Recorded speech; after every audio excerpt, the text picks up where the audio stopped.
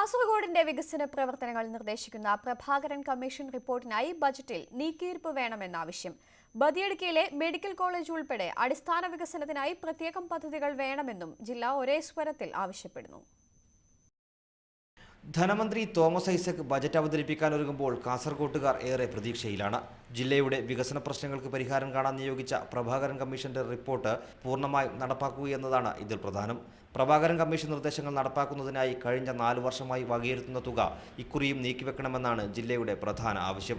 കഴിഞ്ഞ തവണ 87 കോടി രൂപയാണ് വെച്ചത്. അത് UDF സർക്കാർ ബജറ്റിൽ വെച്ചു. LDF സർക്കാർ വന്നപ്പോഴും ബജറ്റ് പുതുക്കിയപ്പോഴും ആ തുക തന്നെ വെച്ചു. പക്ഷേ ഇത്തവണത്തെ ബജറ്റിലും അത് കാണണം, അതുണ്ടാവണമെന്നാണ് ആദ്യത്തെ ഞങ്ങളുടെ ആവശ്യം.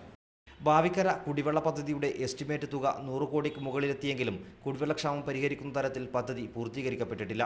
ഭാവിക്കര റെഗുലേറ്റർ ബ്രിഡ്ജിനായി തുക അനുവദിക്കണമെന്നും അടിസ്ഥാന വികസന പ്രവർത്തനങ്ങൾക്കായി കൂടുതൽ നീക്കിയിരിപ്പ് വേണമെന്നും ജില്ലയിലെ തദ്ദേശ സ്ഥാപന പ്രതിനിധികൾ ആവശ്യപ്പെടുന്നുണ്ട്.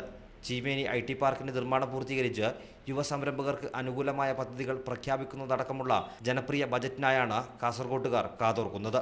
News 18 കാസർഗോഡ്.